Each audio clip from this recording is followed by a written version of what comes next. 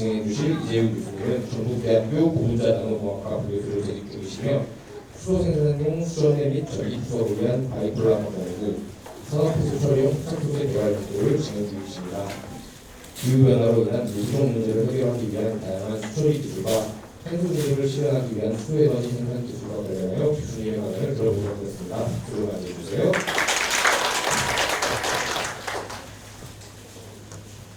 네, 여러분 안녕하세요.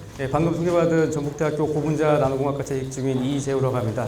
먼저 이렇게 강연에 초청해 주신 한국연구재단 관계자분들께 감사의 말씀 올립니다. 이렇게 대중 강연을 하게 될 기회가 있을 거라 이제 예상치 기대치 못했었는데 이렇게 연락을 받고서 상당히 이제 설레었던 기억이 있고, 또 다른 한편으로는 또 이제 청중들이 주로 이제 초등학교 고학년 학생들이고 또 이제 학부모님들과 함께 오신다고 하셔가지고 어떻게 발표 내용을 구성하면 좋을까, 그리고 많은 이제 고민을 했었는데 그 고민을 이제 담아서 이제 발표 자료를 준비했는데 모쪼록 즐거운 시간이 됐으면 좋겠습니다.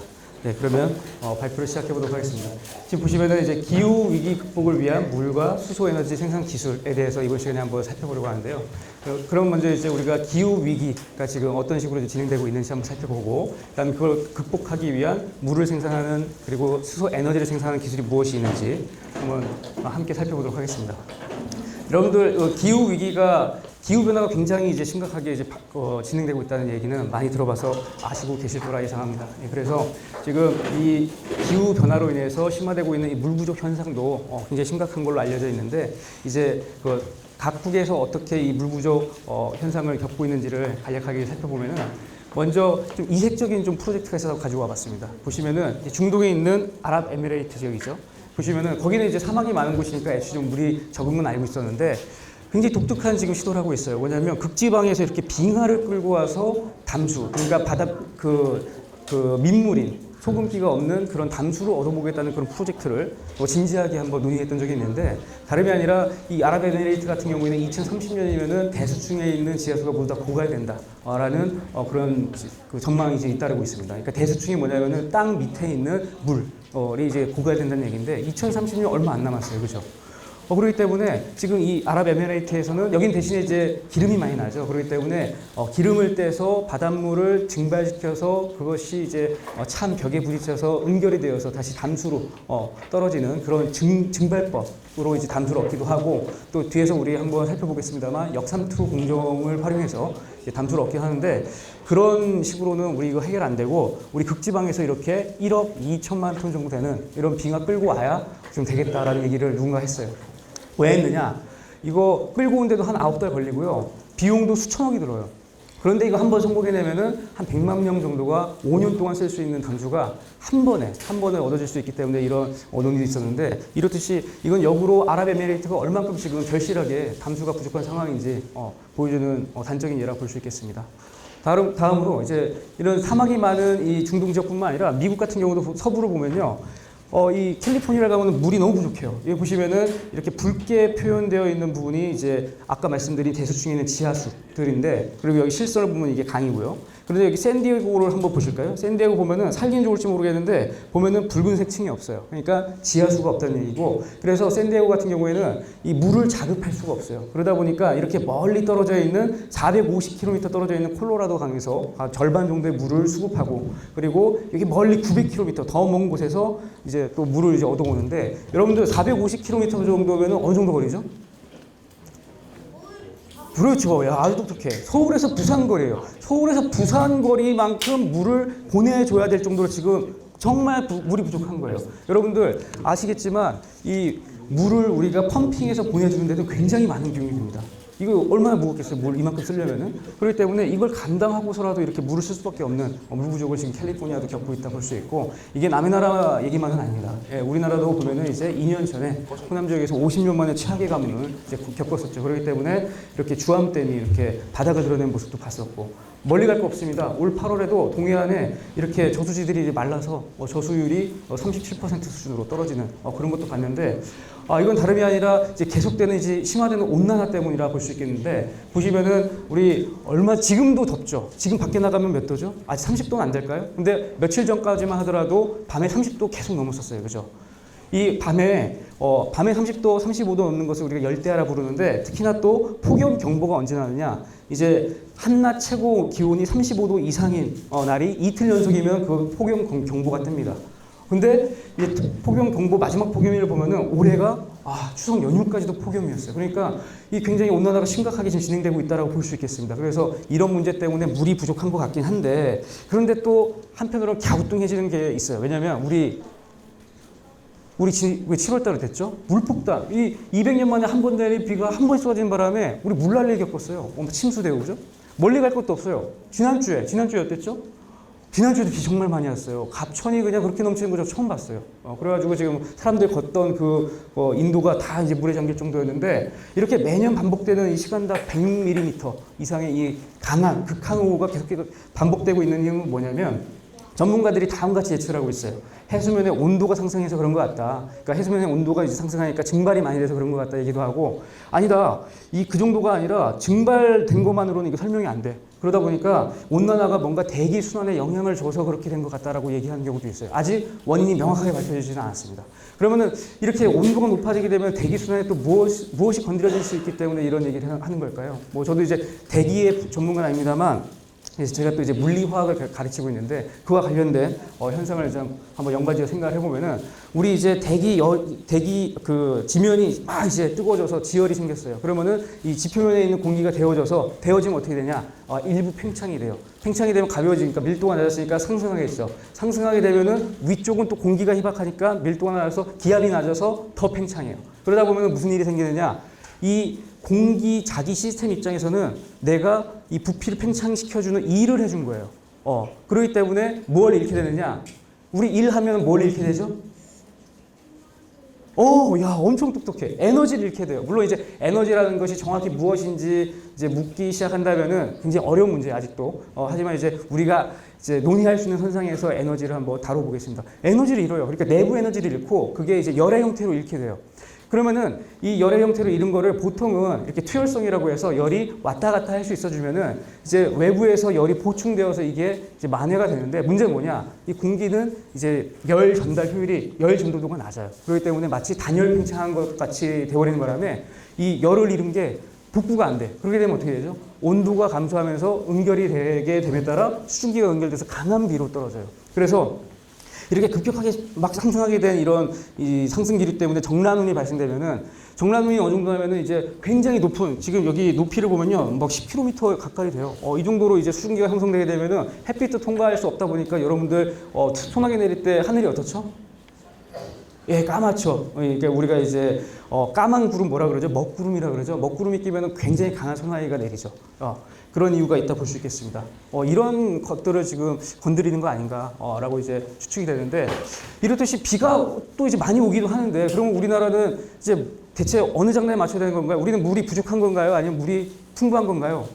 묻는다면은 자 우리나라 연평균 강수량만 본다면 지금 보면은 세계 평균보다는 대략 50% 정도 높아요. 그러니까 800mm보다 대략 400mm 더 높으니까. 근데 그럼에도 불구하고 우리나라는 심각한 물 부족을 겪는 나라로 분류가 되어 있습니다. 그렇다면 뭐 때문에 그러느냐? 좀 이해가 안 되죠? 비도 더 많이 오는데.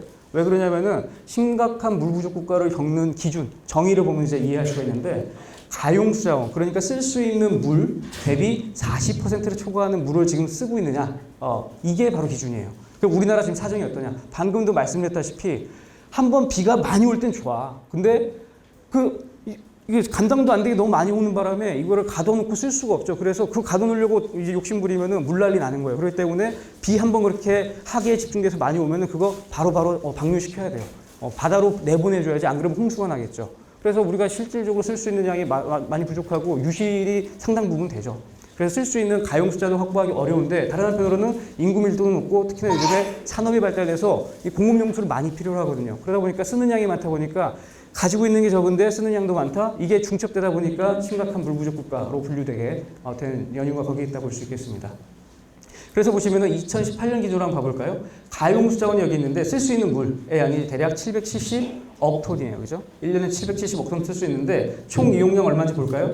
369억 톤이에요. 거의 절반에 육박하네요. 40% 훨씬 초과하네요. 물론 여기에는 여기 유지용수라고 해서 하천을 유지하기 위해서 흘려주는 물도 있기 때문에 그것까지 포함해서 좀 많은 경향이 없진 않습니다만 그래도 어쨌든 우리가 굉장히 쓰고 있는 물의 양이 많기 때문에 심각한 물 부족 국가로 이제 분류가 되어 있고 그래서 우리가 여기에 충분히 대비가 되어 있어야 우리 뭐 일상생활하는 데는 아직 뭐 큰 문제는 없어요. 그런데 산업 측면에서는 이 공업용수가 부족해서 뭔가 이제 셧다운되게 되면은 이제 굉장히 경제적인 피해가 막심하겠죠. 그렇기 때문에 우리가 안전장치가 잘 갖춰져 있어야 되겠다라고 볼 수 있겠습니다. 그래서 산업적으로는 그렇다면 물이 얼만큼 필요한지 한번 본다면은 반도체용 초순수 한번 봐볼게요. 여러분들 반도체용 초순수 뉴스 기사에서 한번 본 적 있을 것 같아요.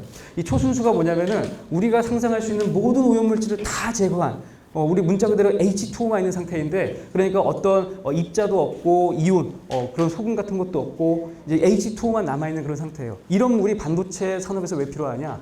반도체 산업에서는요, 우리가 이제 메모리 반도체 보면은 이제 뭐 10나노를 돌파했다 뭐 이런 얘기를 하죠. 그러니까 여기 보시면은 반도체 제조 공정의 관건은 손톱만한 이 칩에 나노 단위의 회로를 설계하는 그 기술이 있다라고 그러는데 그러니까 이 손톱만한 칩에 그 선폭이 나노미터 정도 되는 그런 회로를 설계해서 이제 만들어 놓은 거예요. 그러면은 이제 나노미터 수준의 무언가 불순물이 들어와도 이 칩 입장에서는 이 회로 망가뜨리는 원인이 될 수가 있는 것이죠. 그렇기 때문에 초순수가 필요하다. 그것도 이제 초미세 공정으로 가면 갈수록 더 순수하고 더 많은 양의 물이 필요하다 볼 수 있겠습니다. 그래서 웨이퍼 반도체 세정하고 또 웨이퍼 식각 공정을 할 때 이 초순수가 사용이 되고 그러다 보니까 이렇게 여러 단계를 거쳐서 우리가 최종적으로 반도체 공정수를 이렇게 얻게 되는 것이죠. 근데 문제는 뭐냐? 우리가 이제 반도체 벨트 해가지고 경기도 쪽에 이제 그 반도체 관련된 업체들이 평택까지 해가지고 쭉 이제 세워졌는데 문제는 거기서 갑자기 우리가 반도체 라인을 거기다 세웠다 해서 물이 갑자기 생기나요? 그게 아니죠. 물은 원래 있던 데 있는 물 그냥 써야 되는 거예요. 근데 문제는 뭐냐? 이제 우리가 산업이 발전하는 건 좋아. 발전해야 우리가 더 이제 경제적으로 더 풍요로워지는 거니까요. 근데 문제는 뭐냐면은 이제 반도체 라인을 증설하다 보니까 2030년이면 현재 쓰는 양의 2배의 물이 필요하대요. 아니 그런데 갑자기 강물이 2배 늘어나는 것도 아니고 누가 우리한테 물 2배 갖다 주는 것도 아니고 이거 어디서 가져오지? 문제가 생기는 거죠. 이게 얼마나 빠른 속도냐면요. 여러분들 이제 치리 법칙이라고 아실지 모르겠는데 자 이제 처음 들어보는 우리 학생들 같이 한번 봐볼게요. 우리가 이자율이 8%인 그런 통장이 있다 해볼게요. 그러면 72를 8로 나눠보세요. 그 돈이 2배가 되는데 9년 걸린다. 이렇게 생각하면 되겠습니다. 자 어떤 국가가 있어요.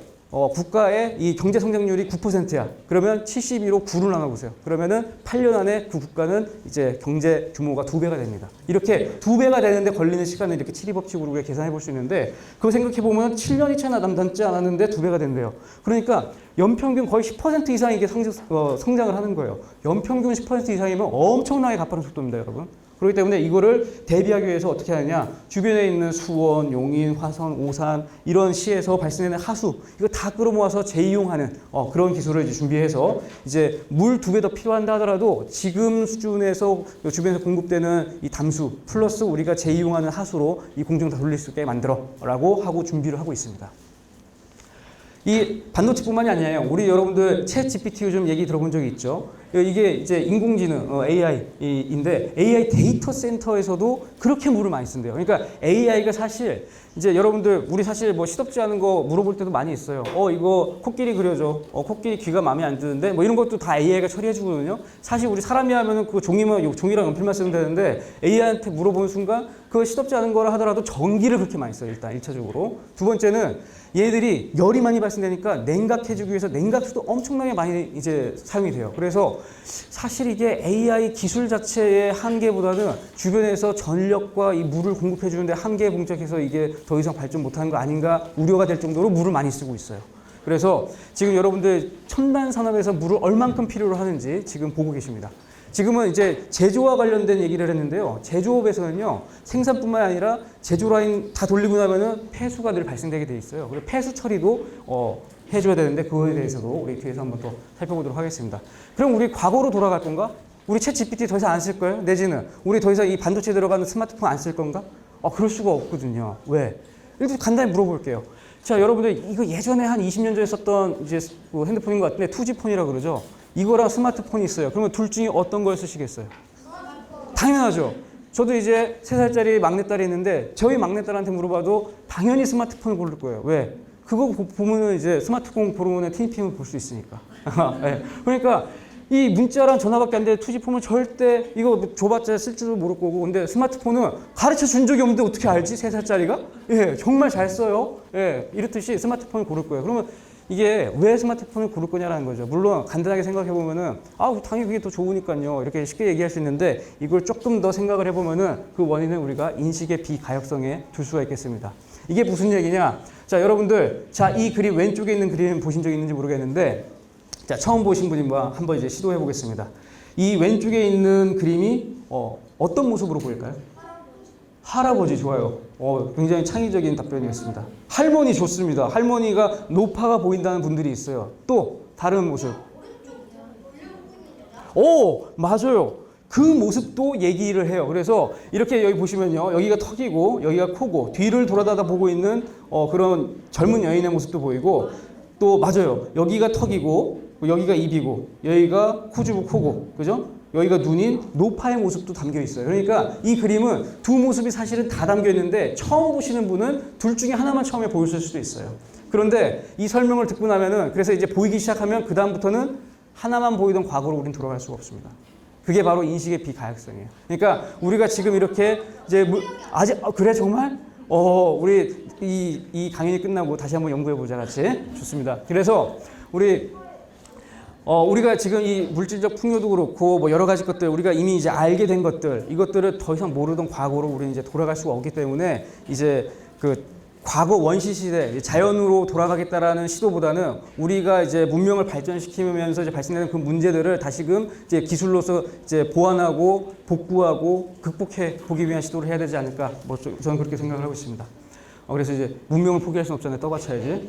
그래서 이제 일단 1차적으로는 양쪽으로 한번 많이 확보를 하자 해서, 우리 이제 그 댐도 지어서 상당 부분 129억 톤을 이제 가지고 있고, 저수지도 상당하죠. 전국에 있는 저수지 다 모으면 33억 톤이에요. 그리고 지하수도 그만큼 있네요. 그러니까 땅 위에 33억 톤이 있고, 그리고 다목적 댐도 있고, 지하에도 이렇게 30억 톤이 있고, 더 긁어 모아서 우리 다목적 댐까지 만들어서 6억 톤 추가로 확보해 놨습니다. 전국에 있는 저수지의 20%에 되는 그 육박하는 막대한 양이에요. 예. 근데 문제는 양쪽으로만 이렇게 해서 안 되고, 우리가 더 추가로 필요하다 해서, 왜냐면 이제 방금 말씀드렸던 대로 이제 아무리 댐에 이제 물이 가둬져 있어도 정작 필요한 곳에 이제 배달하는 데도 어려움이 있을 수 있거든요. 그렇기 때문에 어떤 식으로 하냐, 쓴 다음에 바로 버려버리는 선형 경제 구조가 아니라 다음과 같이 쓴 다음에 그것을 재활용하는 순환 경제 구조를 우리가 이 물 분야에서도, 물 부문에서도 구현해야 된다라고 말씀드릴 수가 있겠습니다. 이게 무슨 얘기냐면은, 우리가 무언가 제품을 만들 때 제품 만들면서 탄소가 한번 화석연료 쓰이면서 탄소 배출되고요. 그리고 그걸 버리면서도 소각을 하든 뭐 어떤 폐기하는 과정이 있는데, 그때도 이제 에너지가 쓰이면서 탄소가 또 배출돼요. 그런데 버려야 될 거를 안 버리고 다시 재활용하게 되면은 다시 안 만들어내니까 탄소 배출이 안 되고요. 안 버렸으니까 또 탄소 배출이 안 돼서 탄소 배출 저감에도 도움이 됩니다. 이걸 이제 잘 구현하고 있는 나라가 싱가포르인데, 싱가포르 같은 경우에는 사실 이제 말레이시아로부터 이제 물을 공급받기 때문에, 여기서 만약 물 끊으면 어떡하지라는 수자원 안보 문제가 예전부터 있었어요. 그렇기 때문에 여기서는 어떻게 했느냐, 전국에 일단 지하 터널을 쭉 깔았어요. 그래서 이제 서울 정도 되는 면적이기 때문에 대략 48km 전역에 이렇게 그 지하 하수도를 이제 뚫은 다음에 이 터널로 하수를 다 모아요. 그 다음에 하수 처리를 합니다. 이제 입자성 물질 제거하고 이온들도 소금기도 다 빼내고 해서 전 국민이 쓰는 물의 30% 가까이를 새로 만든, 이 하수를 재이용해서 쓰는 물을 싱가포르 사람들은 쓰고 있습니다. 그래서 뉴워터라고 하는데 신생수라 그러죠. 그러니까 원래는 오염됐던 건데 다시 태어났다는 의미에서 신생수라 그러고, 이제 이것을 2060년까지는 60%까지 목표로 하고 있고, 지금 이때 보면은 이제 단순히 변기물 내릴 때 쓰는 물을 이제 생산하고 있는 게 아니에요. 보시면은 아까 우리 반도체에 들어간 초순수 어떻다 그랬죠? 우리가 생산할 수 있는 모든 오염물질 다 제거한 그런 물이라 그랬죠? 그런 산업용수 목적으로 70%를 지금 감당을 하고 있습니다. 그래서 우리나라 같은 경우에도 이렇게 하수 재이용 활성화를 위해서 법률도 사실 10몇 년 전에 제정을 했어요. 그런데 이제 다만 아직 하수 재이용률이 싱가포르만큼 아직은 높진 않은 상태인데 점점 이렇게 높여가고 있는 단계이고, 또 이제 해수 담수화를 통해서 지금 100개소에서 대략 하루에 9,000톤 정도 지금 민물을 담수를 지금 생산하고 있는데, 지금 이제 21년도 착공해서 짓고 있는 대산 임해공업단지 여기 한 군데서만 이제 10만 톤 이제 담수를 공급해서 거기 산업단지를 공급할 목적으로 지금 현재 건설이 진행 중에 있습니다. 그런데 우리는 여기에서 머무르지 말고 조금 더 에너지 효율적인 그런 분리 공정을 구현해야 된다라는 이제 또 이제 요구를 받고 있어요. 왜 그러냐면은 지금 저는 이제 물에 국한돼서 분리 공정에 대해서 말씀드렸는데 사실 이제 우리가 어떤 제품을 만들게 되면 화학 제품 만들면은 이제 100% 수율로 이 완제품이 나오는 게 아니라 뭐 처음에 넣었던 반응물도 그대로 있을 수도 있고 부산물도 함께 섞여 있을 수도 있거든요. 그래서 혼합물 형태로 우리는 제품을 얻게 돼요. 그렇기 때문에 거기서부터 우리가 원하는 것을 분리해내야 되거든요. 그 분리 공정에 들어가는 비용이 에너지 비중이 전 세계 에너지 소비량의 10에서 15%예요. 미국만 따로 떼놓고 봐도 미국에서 쓰고 있는 산업 에너지의 절반이 이 분리 공정에 쓰입니다. 엄청나죠. 그래서 다른 거 없이 미국의 석유, 화학 그리고 제지 부분에서만 이제 에너지 효율적인 그런 공정을 개발해서 투입한다 하면은 그러면 1억 톤의 CO2 감축 가능하고요. 그리고 40억 달러의 에너지 비용이 절감 가능하다라고 지금 예측되고 있습니다. 그래서 이게 딴 게 아니라 이 분리 공정에서 쓰이는 이제 방법이 이렇게 열을 사용해서 아까 말씀드린 것처럼 이제 증발을 시켜가지고 이제 분리해내는 방법이 주로 쓰이다 보니까 많은 에너지를 쓰게 되거든요. 왜 많은 에너지를 쓰는지 뒤에서도 한번 다시 살펴보도록 하겠습니다. 그래서 이것만 해결이 되면 10중 8구 10배 이상 이 에너지 효율이 개선될 것이다. 그리고 그것을 가능하게 해줄 수 있는 이제 단초가 분리 공정에 있다라고 말씀을 드릴 수가 있겠습니다. 왜 그럴 수 있는지도 뒤에서 한번 같이 함께 살펴보도록 하겠습니다. 그래서 저희 연구실에서는 이제 물을 생산하거나 혹은 물을 분해해서 이제 수소를 생산하는 데 쓰이는 소재와 분리막을 개발하는 그런 연구를 하고 있습니다. 근데 이제 이 분리막을 개발할 때 저희는 무엇을 사용하느냐? 제가 전북대학교 무슨 학과에 재직 중이라고 했죠? 예, 좋습니다. 오늘 아주 좋아요. 그래서 제가 고분자와 관련된 학과이기 때문에 고분자로 저는 이 분리막을 만들고자 하는데요. 왜 그렇다면 고분자를 쓰려고 하느냐? 다음 같은 이유가 있습니다. 일단 먼저 고분자가 뭔지 알아야 될 텐데 고분자는 다음같이 폴리머라고 영어로 부르는데 보시면은 이제 반복 단위를 가지고 있는 긴 사슬로 이루어진 분자다. 그래서 분자량이 대략 10,000 이상의 물질이라고 되어 있는데 그러니까 이렇게 단량체 자그만한 이 블록을 쫙 연결시켜가지고 긴 사슬로 만든 그런 물질을 고분자라고 보시면 되겠습니다. 그리고 이제 이렇게 천연 고분자도 있겠지만 자연적으로 만들어지는 고분자도 있겠지만 이제 우리가 합성해서 인위적으로 만들어진 합성 고분자도 있고 이런 것들을 이제 수지화해서 우리가 원하는 형태로 바꿔서 만들어주는 제품을 플라스틱 제품이라고 합니다. 우리 플라스틱 많이 들어봤죠? 그러니까 우리 방금 이 물병 보면은 페트병으로 되어 있죠? 이것도 플라스틱이죠. 그런데 우리가 플라스틱 또 어디서 들어봤냐면은 요즘 영어학원 다니고 있는 학생이 있으면은 혹시 그 성형수술이 플라스틱 서저리라고 부르는 거 들어본 적 있는지 모르겠는데 왜 그렇다면은 아니 거기 페트병을 그 성형수술 때 쓰는 것도 아닐 텐데 왜 플라스틱 서저리라 그러지? 왜 플라스틱 수술이라 그러지? 왜냐면은 여기 보시면 모양을 바꾸거나 여기서 본뜰 수 있는 뜻을 의미하는 고대 그리스어 플라스티코스에서 이 플라스틱이라는 말이 유래됐기 때문에 그렇습니다. 그래서 말하자면은 우리가 이 고분자를 만든 다음에 우리가 원하는 대로 열과 압력을 가해서 모양을 바꿔줄 수 있는 그런 물질을 이제 합성수지라고 하고 이런 걸 활용해서 우리가 다양한 제품을 만들 수 있죠. 이 다양한 제품을 만들 수 있는 건 알겠어. 그런데 그럼에도 불구하고 왜 우리는 고분자를 써야 되냐라는 것이죠. 그 이유를 다시 살펴보면은 최초의 이 플라스틱 제품에서부터 그 이유를 한번 찾아보도록 하겠습니다.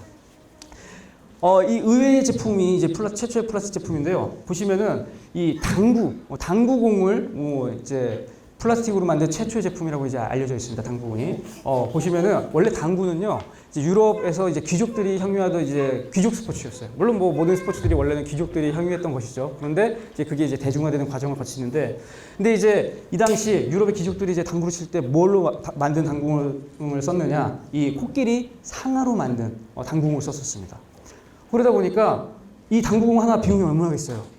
엄청 비싸겠죠. 코끼리 상아로 만들었으니까. 아니 코끼리 상아 이거 우리 뭐 이렇게 밀수해가지고 이제 뭐 사놓으면 안 되겠지만 만약에 그런 마음을 먹게 된 사람이라 하더라도 한두 푼 가지고 이거 살 수 있는 게 아니겠죠. 근데 그걸로 심지어 당구공을 만들어서 이렇게 가지고 놀았네요. 근데 이게 귀족이었기 때문에 가능했던 거겠죠. 근데 문제는 뭐냐? 이 당구가 미국으로 넘어갔어요. 그래서 미국은 또 이제 대중문화의 국가입니다. 그래서 당구도 대중화가 된 거야. 근데 문제는 뭐냐? 이 많은 사람들이 이게 사용할 수 있을 정도의 당구공을 코끼리 상하로는 못 만들죠. 비용도 그렇고 코끼리 멸종되지 그러다가. 그렇기 때문에 이거 당구공 만드는 회사에서 뭐라고 이제 상금을 걸고서 이제 그 광고를 하냐면은 이 상하로 만드는 당구공을 대체할 수 있는 발명품을 만들면은 그 당시 돈으로 1만 달러를 주겠다라는 광고를 냅니다. 그래서 이 존 하이어트라는 분이 이제 캠퍼링크라는 이제 이게 뭐냐면은 장내를 알코올에 용해시킨 의약품이라고 그러는데 쉽게 생각하면 우리 파스 같은 거예요. 예, 거기다가 이 니트로셀룰로즈라는 걸 넣으니까 이게 뭐지? 녹네? 그리고 이 녹은 걸 어떻게 부어서 어떻게 열 좀 가해주고 이렇게 모양 잡아놓았다가 식히니까 당구공 모양이 나오네? 그것도 꽤 괜찮게 반질반질하게. 그러니까 우리 또 이제 물건 팔 때 이 외형 디자인이 중요하죠. 뭔가 엉성하게 만들면은 좀 사기가 좀 그런데 뭔가 예쁘게 잘 만들어져 있으면은 꽤 탐이 나죠. 우리 또 자동차도 성능만 중요한 게 아니라 디자인도 중요하잖아요. 그런 것처럼 꽤 그럴싸하게 만들어지는 거예요. 물론 이제 나중에 이 당구공은 좀 더 개량이 됐습니다. 왜냐하면 이 니트로셀룰로즈가 이제 폭발할 수 있는 위험도 있고 그렇게 해서 만들어진 셀룰로이드라는 게 이제 충격이 가해지면 이제 쪼개지는 그런 성격도 있기 때문에 나중에 좀 더 개량이 되긴 했습니다만 어쨌든 이런 식으로 최초의 플라스틱 제품을 만들게 된 거예요. 그러면은 이 플라스틱 제품이 어떤 수요를 충족시켰는지 보면은 먼저 대량 생산이 가능하게 만들어주었고 대량 생산이 가능하면 어떻게 되죠? 규모의 경제가 가능하기 때문에 가격을 다운시킬 수 있어서 경제성이 확보가 되겠네요. 그죠? 그리고 이 가공을 우리 이 플라스틱 뭐라 그랬죠? 모양을 마음대로 바꿀 수 있는 거라고 했잖아요. 그렇기 때문에 가공성 좋고요. 여기다 우리가 기능을 좀 더 부여하면 우리가 원하는 걸 구현하는데 도움을 줄 수 있는 제품을 만들 수가 있겠습니다. 그래서 고기능성, 기능성이 높은 그런 소재가 바로 고분자 소재이기 때문에 저희 연구실에서 이제 고분자를 활용해서 이제 분리막을 만들고 있는데 이 분리막을 만들어서 어떻게 정수 처리에 적용하는지 한번 살펴보도록 하겠습니다. 이 세 가지에 대해서 살펴보고자 하는데 먼저 정수 처리에 대해서 한번 살펴보도록 하겠습니다.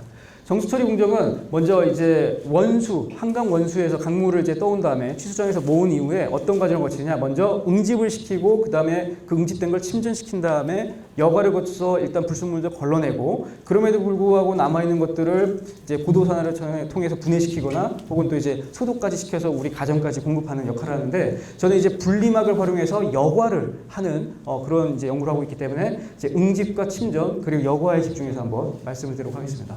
먼저 우리가 여과를 하기 앞서서는 여과라는 건 뭐죠? 우리 커피 내려 마실 때도 하는 게 여과고요. 그리고 여러분들 분별 깔때기 써서 뭔가 이제 과학 실험할 때 이제 걸러 본 적 있을까요? 예, 바로 방금 말씀드린 그 거르는 행동이 여과라고 볼 수 있는데 여과하려면은 무언가에 의해서 걸러져야 되니까 여과하는 것보다 여과돼야 되는 분리해야 되는 게 더 커야겠습니다. 그래서 그렇다면 이제 오염물질의 크기들이 대체로 어떤지 한번 살펴볼게요. 여러분들 지금 이제 앉아있는 의자의 크기가 대략 1m 정도 될 겁니다. 물론 이제 얘는 극장식 의자라서 약간 다르긴 합니다만 그래도 대체로 1m 정도 되는 걸 거예요. 여러분들이 지금 앉아있는 의자의 높이가 이 정도가 1m구나 하고 감을 가지고 그 다음 한번 보도록 하겠습니다. 그럼 이 1m보다 1000배 작은 1mm 한번 봐보도록 하겠습니다. 여러분들 이제 학교에서 교실에서 샤프 써본 적 있어요? 샤프 써본 적 누가 있을까? 많이 써봤네요. 연필도 쓰지만 우리 이렇게 샤프심 넣어서 이렇게 똑똑똑 누르면 샤프심이 나와가지고 이제 연필처럼 쓸 수 있는 거 있죠. 그 샤프심 보면 샤프심 굵기가 어때요? 너무 가늘어서 이게 똑하면 잘 부러지죠. 그 정도로 굉장히 가늘는데 그 샤프심의 굵기가 대략 이제 1mm 정도 된다고 합니다. 1mm보다 조금 작거나. 예. 자, 이제 1mm가 어느 정도 작은지 감이 잡혔어요. 그러면 이제 1mm 정도 되는 오염물질이 뭐가 있는지 한번 봐볼게요. 최근에 문제가 되고 있는 이 미세 플라스틱이 밀리미터 단위의 물질입니다. 그러니까 우리가 최근에 이제 그 비 많이 와가지고 갑천에 여러 가지만 떠다녔죠. 그러니까 일부러 버린 건 아니겠지만 어디선가 쓸려왔어요. 근데 그 중에 플라스틱 물질이 있었고 그게 강을 따라 흘러 바다로 가는 동안 그냥 흘러가는 게 아니라 마모를 겪거든요. 여기저기 부딪히면서 뜯기고 잘리고 그러면서 사이즈가 작아질 텐데 그렇게 작아지다가 5mm보다 작아지게 되면 그때부터 우리가 미세 플라스틱이라고 부르기 시작합니다. 그리고 거기서 더 나아가서 이게 더 작아져서 1마이크로미터 이하의 크기를 갖게 되면 그때부터 이제 우리가 이거 우리 몸에 유입되면 문제 있는 거 아니야? 라고 경각심을 가지고 지금 살펴보고 있는 중이에요. 왜냐면은 이렇게 1마이크로미터보다 작은 크기를 갖는 미세 플라스틱은 우리 몸에 유입되게 되면은 너무 작은 나머지 빠져나가지를 못해. 어딘가 걸려가지고 빠져나가지를 못하거든요. 그렇기 때문에 우리가 1마이크로미터 이하의 미세 플라스틱은 유심히 지금 살펴보고 있는 중인데 그러면 그 와중에 우리가 밀리미터 얘기하다가 1 마이크로미터 얘기도 나왔네요. 그럼 1 마이크로미터가 어느 정도 작은지 봐볼까요? 그러니까 1 마이크로미터는 밀리미터보다 몇 배 작은 거죠? 좋아요. 야, 오늘 학생들 엄청 똑똑하네. 1mm보다 1000분의 1만큼 작은 게 1 마이크로미터예요. 그래서 얼만큼 작은지 보면은 우리 머리카락의 굵기. 야, 아까 샤프신 굵기 얘기하다가 갑자기 더 작은 더 가는 머리카락 굵기 얘기하고 있네요. 머리카락의 굵기가 얼마냐? 대략 50에서 70 마이크로미터예요. 그러면은 와, 1 마이크로미터보다 수십 배나 더 굵네요. 그러니까 1 마이크로미터가 얼마나 작은 크기인지 이제 오히려 역으로 좀 감이 옵니다. 그죠? 머리카락보다 수십 배 작은 크기가 1 마이크로미터예요. 그래서 이 1 마이크로미터에 해당하는 오염물질에는 뭐가 있을까 보면은 우리 이 박테리아, 세균 있죠. 이 세균 한 마리가 대략 1 마이크로미터의 크기를 갖는다 그래요. 그래서 우리 세균을 또 다른 말로 뭐라 그러냐면은 미생물이라 그러죠. 생물이긴 생물인데 굉장히 작은, 눈에 안 보일 정도로 작은 생물이라 그래서 미생물이라 그러는데 어느 정도로 작냐? 1 마이크로미터 정도 된다 보면 되겠습니다. 그리고 1 마이크로미터 되는 게 또 뭐가 있느냐? 이거 뭐죠? 우유는 오염물질이 아닌데 우리가 마시는 거잖아요. 그렇죠. 우리가 마실 때는 아주 이제 키도 쑥쑥 크고 아주 좋은 물질인데 이거 엄마 나 마시기 싫어하고 싱크대에 버리는 순간 오염물질이 되는 거예요. 버리면 안 되겠죠? 야, 예습 엄청 많이 해놨네요. 아주 좋습니다. 그래서 우리 이거 싱크대에 버리게 되면은 얘 이제 오염물질로서 역할을 하게 될 텐데 그러면 이 우유 안에 뭐가 들었길래 이게 오염물질일까요? 보시면은 자, 이걸 우리가 콜로이드라 그러는데 이제 우유를 보면요 안에 단백질, 그러니까 카제인이라는 그런 작은 단백질이 있어요. 얘들이 대략 1 마이크로미터 혹은 그거보다 좀 작다라고 알려져 있는데 여기 보시면은 콜로이드가 그럼 뭐냐? 중력에 의해서 침전하지 않는 1 나노부터 시작해서 1 마이크로미터 크기의 부유 입자라고 얘기를 하고 있어요. 그러니까 크기가 1 나노미터에서 1 마이크로미터 정도 되면은 얘가 아까 우리 어땠죠? 가만히 놔두면은 좀 가라앉을 수도 있는데 예를 들면은 여기 보면은 자 설탕물은 가라앉을 리 없죠. 이미 잘 녹아서 이게 투명하잖아요. 근데 우유는 불투명한데 일단 가라앉지는 않고 자 미숫가루 한번 봐볼게요. 미숫가루 30분 놔두면 어떻게 되죠? 가라앉아요. 그죠? 그래서 지금 여기 이미 가라앉은 게 좀 보일까요? 가라앉아서 여기는 좀 진하고 여기는 약간 맑네요. 그죠? 그러니까 말하자면 미숫가루는 입자가 좀 큰 거예요. 그래서 중력에 의해서 시간이 지나면 가라앉게 돼 있어요. 근데 반대로 이제 1 마이크로미터보다 작으면은 가만히 둬도 이 아래 방향으로 향하는 힘인 중력이 가해진다 하더라도 안 가라앉는 거예요. 그래서 보면은 지금 미숫가루는 얘가 크기가 굉장히 큰 거예요. 말하자면 1 마이크로보다 더 큰 거죠. 그래서 가라앉을 수 있는데 우유는 이렇게 크기도 작고 그리고 물에 의해서 잘 이제 용해라기보다 분산이 되어 있기 때문에 그렇기 때문에 잘 가라앉지 않는다. 그래서 여러분도 눈으로 보기에는 그냥 물처럼 액체라서 이 안에 입자가 있을까 싶은데 입자가 있는지 보면은 이제 우리 맨눈으로 보면 불투명한 흰색이지만 이제 어두운 데서 레이저 쏴보면은 레이저의 궤적이 보여요. 이거는 이제 입자가 있기 때문에 나타나는 일종의 이제 틴들 현상이라 그러는데 입자가 있는 게 이렇게 또 이제 입증이 된다 볼 수 있겠습니다. 저런 입자가 있는 것들보다도 더 이제 분리하기가 어려운 게 이런 이온성 물질이에요. 아까 전에 우리가 1나노부터 1 마이크로미터에 이르는 입자를 콜로이드라고 부르는데 말하자면은 콜로이드보다 더 작은 애들이에요. 이런 애들은 이제 우리 소금 있죠. 바닷물에 녹아있는 그런 소금.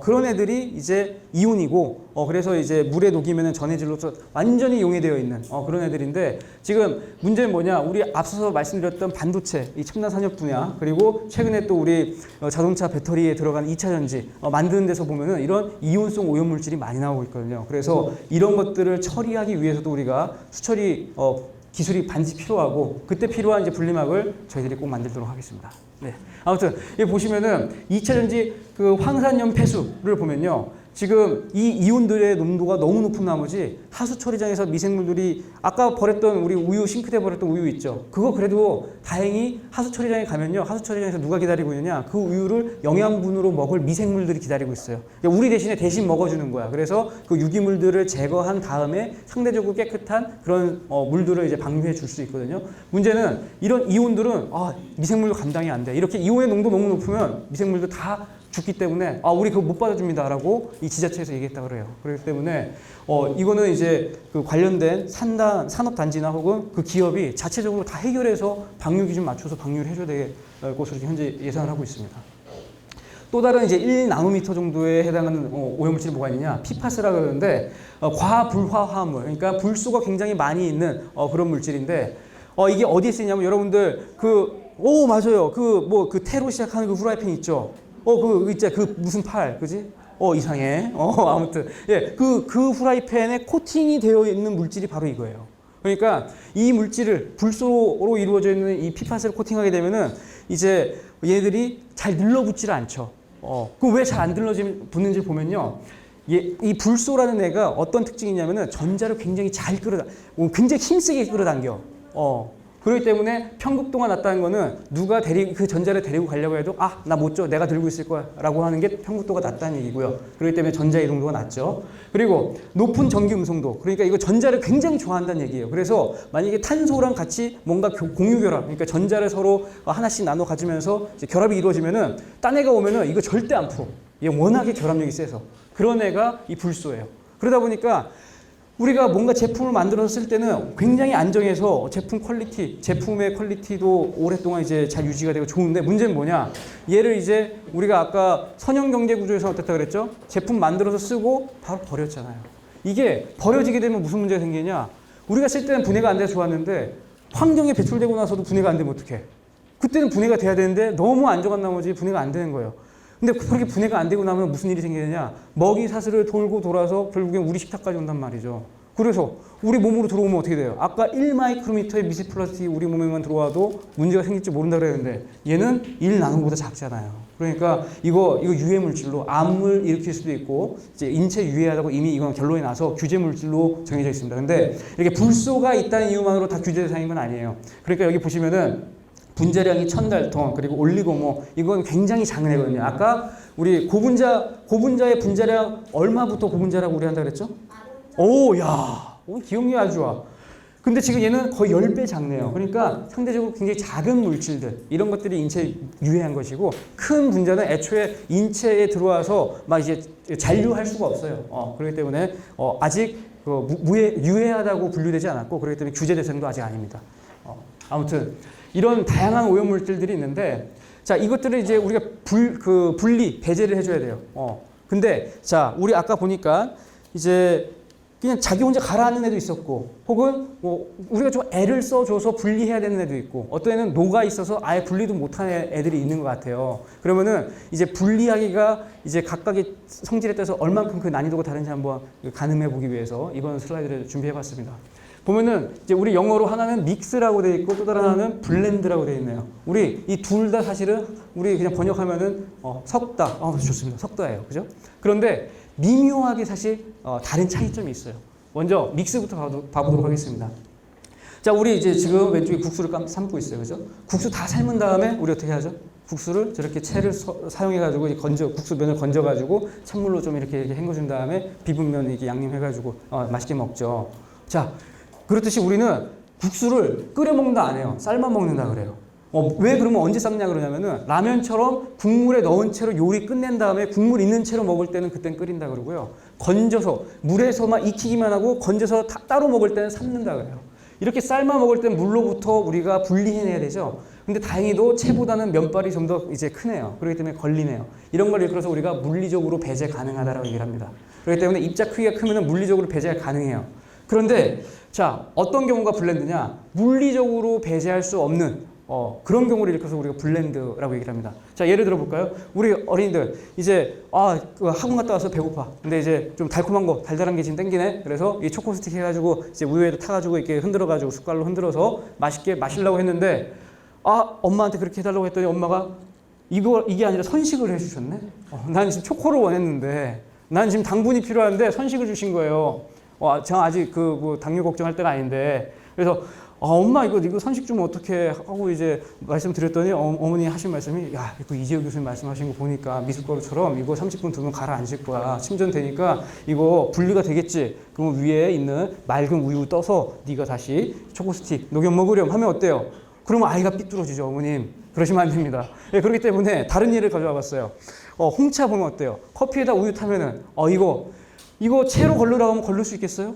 못 고르죠. 다 그냥 빠져나가겠죠. 물론 그럼에도 불구하고 이 우유조차도 사실은 1마이크로미터의 입자 크기를 가져요. 그렇기 때문에 우리가 좀 더 치밀한 촘촘한 구멍이 작은 분리막을 쓰면 사실 분리할 수 있는데, 자 그러면 다시 한번 예를 들어 볼게요. 바닷물 이거 채로 당연히 못 걸르죠. 그렇기 때문에 이 경우에는 물리적 배제가 불가능하고 그래서 블렌드돼 있다. 그렇기 때문에 이런 경우에는 분리하기 굉장히 어렵다라고 볼 수 있겠습니다.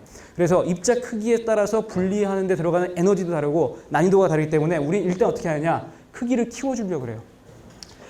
아무리 입자 사이즈 작은 게 있다 하더라도 얘들 보면요, 하수에 있는 오염물들은 대체로 음전하를 띠고 있어요. 마이너스 전하를 띠고 있어요. 음전하. 그렇기 때문에 우리가 뭘 해주느냐, 자 예를 들어 볼까요? 그람 양성균을 한번 예를 들어 볼게요. 그람 양성균은 어떤 애냐면은 이렇게 펩티도글리칸이라는 두꺼운 세포국을 가지고 있는 애인데, 여기 이제 바깥쪽에 보면은 테코이 에이시드라는 이 말당기 기능기를 가지고 있어요. 얘네들이 이제 음전하를 띄어요. 그러다 보니까 이 그람 양성균이 이제 음전하를 띄게 되는데, 이것과 마찬가지로 다른 물질들도 많은 경우에 음전하를 띄는데, 이때 우리가 양전하를 띄는 무언가를 넣어주면은 플러스 마이너스 어떻게 되겠어요? 이게 응집이 되겠지. 서로 끌어당기겠지. 그렇기 때문에 이런 식으로 서로 끌어당기게 되면은 크기도 커지고요. 그리고 원래 마이너스끼리 있으면 어때요? 서로 어떻게 되겠어요? 밀어내죠. 반발하죠. 그 반발력도 줄어드니까 더 잘 뭉치겠네요. 그렇게 해서 응집이 되게 되면 입자 크기가 커지니까 침전이 되게 되겠습니다. 그래서 응집과 침전을 통해서 일단 1차적으로 좀 분리하기 쉬운 애들은 좀 침전을 통해서 분리를 하도록 하고요. 그럼에도 불구하고 분리하기 어려운 더 작은 애들이 있어요. 그런 애들 어떻게 하느냐, 우리가 모래 여과를 통해서 이렇게 걸러주게 됩니다. 사실 모래 여과는요, 우리 기원전 1500년대에도 비슷한 게 있었어요. 그러니까 사막 지역 보면은 거기는 다 모래로 되어 있죠. 근데 이제 그 중에 이제 어떤 사람이 이제 높은 지대에서 이제 우물을 판 거예요. 그랬더니 그 밑에 보니까 거긴 물이 좀 막네? 왠지 보니까 그 깊은 곳까지 물이 스며들어가는 동안 모래에 의해서 불순물들이 걸러진 거예요. 그래서 맨 마지막에 있는 그 지하수는 상대적으로 깨끗했던 거죠. 그것을 이제 낮은 지대로 옮겨서 이제 1500년대에도 썼다라고 얘기를 하고 있는데, 그와 유사하게 지금도 모래 여과를 쓰고 있는데, 물론 이제 이때는 모래 여과지를 인위적으로 조성한 건 아니고 우물만 인위적으로 우리가 파준 거죠. 모래는 자연적으로 조성이 되어 있던 거예요. 말하자면은 사막처럼 모래가 없는 곳은 모래 여과 할 생각을 처음에 못 했겠네요. 그러다가 이렇게 1830년대 이때 유럽에서 무슨 일이 생겼느냐, 콜레라가 이제 창궐을 한 거예요. 그래서 대체로 보면요, 지금 우리 최근에 문제가 됐던 그 코로나 있죠. 이거는 공기 중에 떠다니는 이제 그 문제였는데, 바이러스였는데, 이제 옛날에는 무엇 때문에 많은 질병에 걸리냐면 수인성 질병이라고 해서 물에 있는 그런 병원성 미생물들 때문에 우리가 질병에 많이 걸려서 죽었었어요. 이때도 마찬가지로 콜레라 때문에 많은 사람들이 이제 유럽에서 이제 사망을 해서, 이걸 이제 방지하기 위해서 그때는 인위적으로 모래 여과를 이제 도입을 했죠. 근데 이제 이 모래 여과보다는 그래도 우리가 분리막을 우리가 원하는 크기대로, 우리 이제 크기의 개념 다 알게 되었죠. 그래서 마이크로미터 단위, 나노미터, 그리고 여기 역삼투 분리막 같은 경우에는 1나노보다 더 작은 0.5나노미터 미만의 기공을 갖는 그런 분리막으로 우리가 원하는, 이제 우리가 타겟으로 하는, 목표로 하는 제거 물질들을 이제 맞춤형으로 제거를 해줄 수가 있겠습니다. 그래서 좀 더 고도 정수 처리 공정에 쓰이는 기술이 분리막 여과다라고 말씀드릴 수가 있겠습니다. 그래서 분리막 여과 시설들이, 정수 시설들이 이제 계속해서 증가하고 있는데, 이제 그 여러 가지 이유로 이제 선호가 되는데, 뭐 처리 수질이 품질이 좋다 뭐 이런 것도 있지만, 또 다른 한편으로는 이제 낮은 에너지를 소비한다, 상대적으로 낮은 에너지를 소비한다는 장점이 있습니다. 그것은 다름이 아니라 물질의 상태의 변화를 수반하지 않기 때문인데, 이거 뒤에서 다시 한번 함께 살펴보도록 하겠습니다. 벌써 지금 50분인데 최대한 빨리 한번 해보겠습니다. 근데 이제 생물학적 합해서 처리에서는 분리막이 좀 가급적이면 쓰는 게 좋습니다. 왜냐면은 이렇게 우리 아까 미생물을 활용해서 유기물을 제거한다 그랬죠. 그래서 이제 미생물을 활용해서 유기물을 이제 제거하는 건 좋은데, 문제는 유기물만 제거해야지 이제 방류할 때 미생물이 같이 딸려나가면 안 되죠. 유기물 제거한 다음에 깨끗한 물만 방류를 해야지, 미생물까지 같이 방류하면 폐수를 방류하는 거랑 다름이 없어요. 그렇기 때문에 미생물을 이렇게 가라앉힌 다음에 위에 떠 있는 맑은 물들만 이제 방류를 해주는데, 이렇게 침전을 시켜주려면 너무 많은 부지가 필요해요. 근데 문제는 뭐냐? 이 폐수들이 대체로 어디서 발생되죠? 생활화수, 또 산업단지에서 산업폐수, 말하자면 사람들이 밀집해서 사는 곳에서 많이 발생되죠. 그러면은 도심 지역에 가까운 곳에서 이제 폐수가 발생되니까 가급적이면 이런 하폐수 처리장이 도심 지역에 가까우면 좋을 텐데, 근데 도심 지역은 땅값이 어때요? 너무 비싸잖아요. 그러니까 이렇게 옛날에 하던 방식대로 이렇게 침전시켜가지고 이제 미생물들을 배제하기에는 어렵다 이거죠. 그래서 이때 미생물들만 크기 배제를 하고 물들은 다 여과시킬 수 있는 그런 분리막을 쓰게 되면 이렇게 많은 무지가 필요 없다라고 말씀드릴 수가 있겠습니다. 그래서 이런 이유로 분리막 여과를 사용하면 좋은데 문제는 뭐냐? 미생물들이 이렇게 유기물들을 제거할 때는 참 고마운 존재인데 얘들이 분리막 입장에서는 얘들이 또 가만히 안 있고 분리막에 달라붙어서 우리 물때라 그러죠. 그러니까 생물막이 형성이 돼요. 그러면 물이 이렇게 지나가야 되는 자리를 생물막이 이렇게 버티고 앉아 있는 거예요. 그러면은 효율이 떨어지게 되겠죠. 물을 많이 얻을 수가 없게 되겠죠. 그래서 이거를 이제 제어하기 위해서 정족수 감지, 정족수 감지 억제 기술을 또 이제 사용을 하는데 이게 뭐냐? 미생물들끼리도 서로 의사소통을 한대요. 그래서 우리 핸드폰으로 야 너 어디야? 그러면 이제 어딘지 얘기가 되듯이 미생물들도 한번 얘기를 해보는 거예요. 신호분자라는 걸 내놓고 누구 거기 있어요? 물어보는 거예요. 근데 아무것도 돌아오지 않아. 그러면 나 혼자 있구나 하고 가만히 있다가 누구 거기 있어요? 하고 신호분자를 던져. 근데 저도 여기 있어요 하고 신호문제를 상대편도 던지는 거예요. 그래서 내가 받았어. 그러면 하나 있구나. 또 이쪽으로 던져봐. 누구 있어요? 던져보니까 저쪽에서도 저도 여기 있어요. 야 너도? 이러면서 신호문제를 서로 주고받고 하면은 그때부터 우리가 굉장히 많구나 해서 그때부터 집단 행동을 하기 시작합니다. 그 중에 하나가 이 하수 처리 그 반응기에서는 생물막을 형성하는 게 그에 해당한다 볼 수 있겠습니다. 그래서 그렇다면은 이제 이 신호 분자를 주고받는 걸 방해하면은 미생물들이 집단 행동, 이 생물막을 형성하지 않을 거 아니겠어요? 그래서 그거를 방지하는 기술이 바로 정족수 감지 억제 기술이라 볼 수 있고 이걸 위해서 정족수 감지 억제를 할 수 있는 신호 분자를 분해할 수 있는 물질을 이제 분리막 코팅하는 방식으로 또 우리가 이제 정족수 감지 억제 분리막을 또 개발해 볼 수가 있겠습니다. 끝으로 이제 역삼투 분리막과 관련된 얘기까지만 아마 하게 될 수 있을 것 같습니다. 사실 이제 여러분들과 하고 싶은 얘기가 많아서 굉장히 많은 것들을 꾹꾹 눌러 담았는데 일단 한번 분위기를 봐가면서 계속 봐가면서 한번 보도록 하겠습니다. 여러분들 일단 아까 전에 우리 소금물 물에다 타면은 분리하기 힘들다 그랬죠. 그리고 또 이제 소금을 타면은 얘들 어때요? 우리 이 설렁탕집 가가지고 소금 쳐먹을 때 소금 이렇게 뿌려 먹을 때 소금을 녹이기 위해서 막 열심히 저어주나요? 아니면 막 더 팔팔 더 끓여주나요? 그렇지 않고 그냥 소금 넣으면 그냥 적당히 알아서 녹아 들어가요. 그죠? 그러면 뭐 때문에 이렇게 혼합이 잘 될까? 라는 걸 보면은 이제 여러분들 나중에 대학에 가서 배우면은 이 혼합깁수 에너지가 0과 작은 이유 때문이고 이 조성분율 이 A와 B 용매와 용질의 조성분율이 1과 작기 때문에 이게 0과 작아서 종국에는 쭉 여러 과정을 거쳐서 혼합의 원동력은 결국에는 무질소도가 증가하기 때문이라는 얘기를 배우게 될 거예요. 자, 하나만 우리 캐치할게요. 혼합은 왜 자발적으로 자연스럽게 일어난다? 무질소도가 증가하는 게 자연스러운 방향이니까 그래요. 무질소도 이제 체크하고 갈게요. 계속해서 반복해서 우리 얘기할 거예요. 자, 그러면은 우리 무질소도와 반대되는 상황 한번 봐볼게요. 지금 여기 보면 배루사유궁전이에요. 배루사유궁전 앞에 보면 배루사유궁전 정원이 이렇게 있거든요. 와, 엄청 예쁘네요. 그죠? 이렇게 뭔가 기하학적으로 뭔가를 이제 형성해 놨어요. 근데 지금 우리 이거 관리 안 하면 어떻게 될까요? 망가지고 다 그냥 온통 풀밭으로 덮여버리겠죠. 그럼 말하자면은 이거 정원사가 계속해서 이렇게 관리해주고 있는 걸 거예요. 깎아내고, 그죠? 그러니까 이 베르사유 궁전 앞에 이렇게 정원을 꾸며놓은 또 인문학적 의미가 있다 그래요. 뭐냐면 이 베르사유 궁전을 만들 당시 이제 루이 14세가 왕이었는데 루이 14세 하면 어떤 왕이죠? 태양왕. 오야, 왜 이렇게 아는 게 많아? 엄청난데? 절대군주 태양왕이죠. 그렇기 때문에 이 태양왕이 이제 우리 프랑스만 이렇게 태양왕으로 다스리는 게 아니라 자연은 인간이 제어 못하거든요 원래. 근데 자연도 이렇게 인간이 제어한 모습을 구현해 놓은 게 이 베르사유 궁전 앞에 있는 정원인 거예요. 그래서 베르사유 궁전 이 위치에서 밖을 바라다 보면은 이 광경이 보여요. 그죠? 이 아래 좌측 하단에 있는 광경. 자, 이렇게 이거 무슨 나무인가요? 예.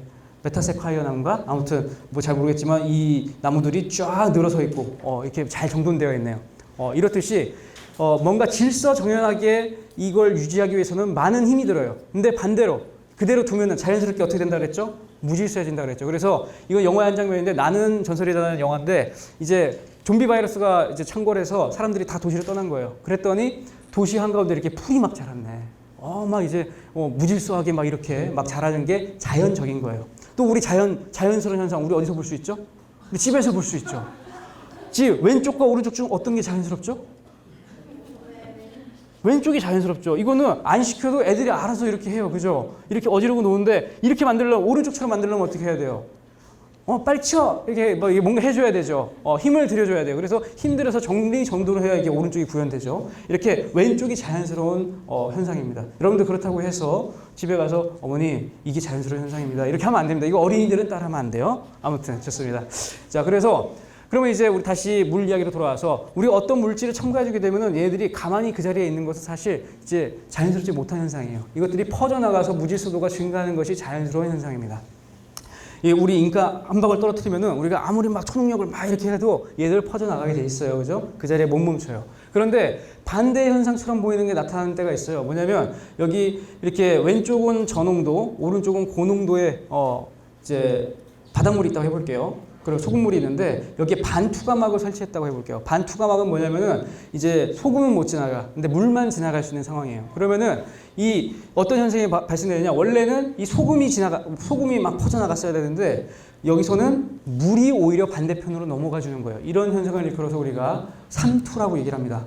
그러면은 우리는 이제 바닷물을 희석시키는 게 목적이 아니죠. 바닷물로부터 깨끗한 물, 담수를 얻어내는 게 목적이에요. 그럼 어떻게 해야 될까? 지금 이 바닷물로 인해서 이 반대편에서 맑은 물이 넘어오려고 하는 그 구동력, 원동력이 바로 삼투압인데, 그러니까 이제 이 삼투압 차이만큼 이 왼쪽에서 오른쪽으로 고농도 쪽으로 물이 이동할 거예요. 그런데 못 넘어오도록 눌러주는 그때 필요한 힘이 삼투압이라고 생각하시면 되겠습니다. 거기서 더 나아가서 역삼투라는 건 뭐냐면은 반대 방향으로 압력을 더 가해주는 거예요. 그러면은 원래는 오른쪽으로 가는 게 자연스러운 방향인데 오른쪽에다가 압력을 더 가져서 밀어줬잖아요. 그렇기 때문에 왼쪽으로 오히려 물만 이동하게 되는, 그래서 짠물로부터 담수를 얻어낼 수 있는 게 역삼투 공정이다라고 말씀을 드릴 수가 있겠습니다. 과거에는 이 역삼투 공정이 없을 때는 우리가 아까 뭐라고 했죠? 이 아랍에미레이트 같이 중동 지역에서는 물을 끓여가지고 우리가 이제 물을 응결시켜서 담수를 얻는다 그랬어요. 물을 끓이게 되면은 이 소금은 같이 증발하지 않아요. 물만 증발하죠. 그게 차가운 천장에 부딪히게 되면 다시 응결돼서 우리 이슬 맺힌다 그러죠. 이슬 맺혀서 그게 다 떨어지면은 그게 담수가 되는데, 이때 문제가 뭐냐? 이 액체 물이었던 것을 기체 수증기로 바꾸게 되면은 이걸 상태 변화라 그래요. 상태 변화에는 굉장히 많은 에너지가 들어요. 예. 그래서 우리가 아무리 계속 열을 가해줘도 온도가 안 변하는 구간이 생겨요. 그게 바로 100도씨예요. 예. 그래서 그렇기 때문에 왜 분리궁중에서 많은 에너지를 소모해 왔느냐? 다름이 아니라 이렇게 상태 변화를 통해서 물질을 분리했기 때문에 이렇게 많은 에너지를 썼던 것이다. 그에 반해서 우리가 이렇게 역삼투 공정을 활용하게 되면은 이렇게 상태 변화 없이 X 상태를 유지하면서 물만 이렇게 얻어낼 수 있는 공정이기 때문에 에너지가 굉장히 효율적이다라고 말씀드릴 수 있겠습니다. 그래서 적게는 2배에서 8배 정도 증발법에 비해서 에너지가 효율적인 그런 공정이라 말씀드릴 수가 있고, 이걸 구현하기 위해서는 굉장히 촘촘한 구멍을 가지고 있는 분리막을 만들어야겠네요. 그 만드는 방법을 일컬어서 이 계면중합법이라고 하는데, 간단하게만 한번 살펴보죠. 계면중합법은 서로 섞이지 않는 물과 기름 같은 애가 있어요. 그러면 그 이제 물에다가 이렇게 이 빨간색으로 생긴 모노모를 넣어주고, 그리고 이 헥센이라는 기름 같은 애한테 이렇게 파란색으로 생긴 애를 넣어줘요. 그러면 어떤 일이 생기느냐? 여기는 지금 여기 이 계면에서는 이 두 물질이 섞이지 않거든요. 물과 기름은, 그죠? 대신에 어떤 일이 발생되느냐? 이 빨간 애는 반대편으로 넘어갈 수가 있어요. 그러면서 이 둘이 서로 만나게 되면은 이제 서로 손을 맞잡으면서 반응이 일어납니다. 그러면서 이제 점점점 이제 고분자 사슬이 길어지게 되죠. 그것을 이제 중합이 일어난다고 하고, 계면에서 일어나기 때문에 계면중합이라고 그러는데, 문제는 말끔하게 딱 깔끔하게 이제 평평하게 만들어지면 좋은데 이렇게 울퉁불퉁하게 만들어지더라고요. 그래서 왜 울퉁불퉁하게 만들어지는지 사람들이 봤어요. 물론 이렇게 울퉁불퉁하게 만들어지면은 표면적도 넓어지니까 좀 더 많은 물을 얻을 수 있고 좋은 것 같긴 한데, 근데 이걸 좀 더 제어해 볼 수 없을까라는 생각이 일단 사람들이 살펴보니까, 첫 번째 마랑고니 컨벡션이라고 해서 서로 다른 두 물질은 표면 장력도 다르거든요. 그래서 표면 장력이 서로 다른 두 물질이 만나면은 이렇게 국부적으로 뭔가 이제 소용돌이 치는, 내지는 이제 대류라 그러는데, 그런 대류 현상이 일어나면서 얘들이 마구잡이로 돌아다니다가 중합이 되니까 이렇게 울퉁불퉁한 거 아닌가라는 얘기도 한 사람이 있었고, 또 다른 사람은 이렇게 반응하게 되면 반응열이라는 게 생기지 않겠습니까? 그렇기 때문에 온도 차이가 생기게 되고, 온도 차이가 생기면 아까 기체가 어땠어요? 위에 있던 게 위로 아래에 있던 게 위로 올라갔죠. 그런 것처럼 이 모노모도 여기 반응이 일어나는 계면 쪽에서는 반응열 때문에 온도가 높을 테니까 이렇게 올라갔다가 다시 온도가 낮아지면 내려왔다가 왔다 갔다 하는 걸 반복하면서 이렇게 울퉁불퉁한 게 만들어지는 거 아니야? 라는 얘기도 하더라고요. 이걸 레일리 버나드 컨벡션이라고 그러는데, 또 어떤 사람은 아니 반응하다 보니까 반응열만 생기는 게 아니라 나중에 이산화탄소도 같이 생기는 것 같아요. 그렇기 때문에 이런 이산화탄소 이제 버블 때문에 기포 때문에 이렇게 볼록볼록한 모양이 생긴 거 아닌가요? 라는 얘기를 하는 사람도 있더라고요. 그러면은 자, 이 중에서 누가 맞는지는 사실 엄밀하게 알 수가 없어요. 왜냐하면 굉장히 미세한 영역에서 일어나는 거기 때문에 직접 관찰할 수가 없고 우리는 늘 만들어진 다음에서야 이 결과물을 보거든요. 그걸 결과물을 본 이제 세 가지 가설을 사람들이 이제 세운 것인데 이 중에서 누가 맞을까라는 것을 한번 다음과 같이 한번 고민해보고 넘어가면 좋겠습니다. 자, 그럼 우리는 어떻게 본질에 다가가는지를 보면은 자, 500원짜리 동전 우리 여러분들 다 알고 있죠. 근데 이제 모르는 물질이라 한번 가정을 해볼게요. 500원짜리 동전 본 적 없어. 물론 우리는 인식의 비가역성 때문에 모르는 과거로 돌아갈 수 없지만 모른다 가정을 해볼게요. 근데 누군가가 500원짜리 동전을 발견했다고 이제 보고를 한 거예요.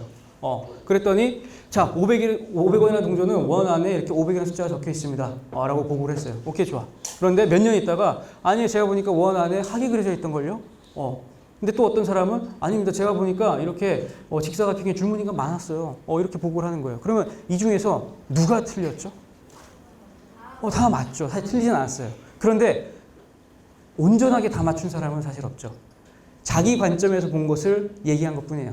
그런데 이것이 바로 우리가 과학을 하는 이유다라고 말씀드릴 수가 있겠습니다. 무슨 얘기냐면은 아까도 언급드렸다시피 이 먹구름 이거 자연 현상이라는 거, 이 먹구름 생기는 거 있죠. 이거 보면은 만약에 옛날 사람한테 옛날 사람이 아버지한테 물어본 거야. 아버지, 이거 먹구름이 생기면 왜 소나기가 내려요? 야, 먹구름 생기면 깜깜해지면 이거 소나기 내리는 거 못 봤어? 하고서 얘기를 해줄 거예요. 원래 그런 거야.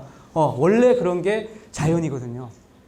스스로 자자에 그럴 연자. 자연이라는 게 원래 그런 거예요. 그러니까 우리 과거에 이 현상의 원인을 몰랐을 때는 그거 원래 그런 거야 라고 받아들여 왔던 현상들이 다 자연 현상인 거예요. 그래서 가장 유명한 잡지 2개 중에 하나의 이름이 네이처죠.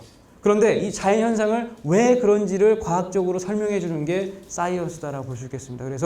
그리고 그 사이언스라는 게 이 자연 현상이라는 거를 우리가 단번에 알아낼 수는 없거든요. 그래서 자기가 본 관점을 다른 사람들과 공유하면서 이제 검증도 받고 그리고 퍼즐 조각을 하나씩 맞춰 나가면서 본질을 완성해 나가는 그 여정이 이제 과학을 하는 여정이다라고 볼 수가 있고, 이걸 이제 공유 드린 이유가 이제 여기 오신 분들 또 학생들은 이제 과학과 관련된 관심이 많은 학생들일 것이라고 예상이 되어서 이렇게 한번 공유를 해봤습니다.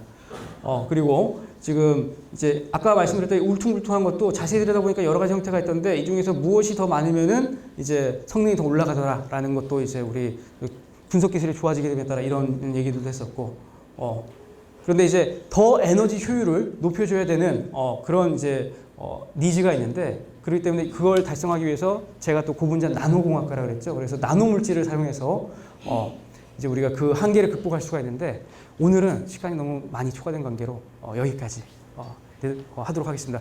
저희 사실 또 뒤에 뭐 다른 내용들도 있긴 합니다만 제가 우리 학생들과 공유하고 싶은 내용들은 전반적으로 다 공유한 것 같아요. 그러니까 이제 우리 수처리와 관련된 내용들 일단 제가 공유하고 싶은 내용들을 다 공유한 것 같고, 또 우리가 과학 공부를 왜 하는지에 대해서도 그 목적과 이유를 알고 하면은 이제 좋겠죠. 그렇기 때문에 이런 것들 함께 이제 그 기억 속에 남겨갈 수 있으면 참 좋겠습니다. 그러면 오늘 강연은 여기까지 하는 것으로 마무리하도록 하겠습니다. 긴 시간 경청해주셔서 감사합니다.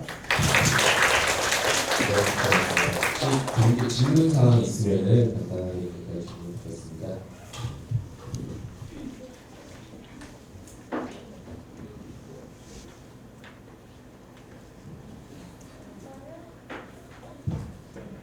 혹시 질문 없으실까요?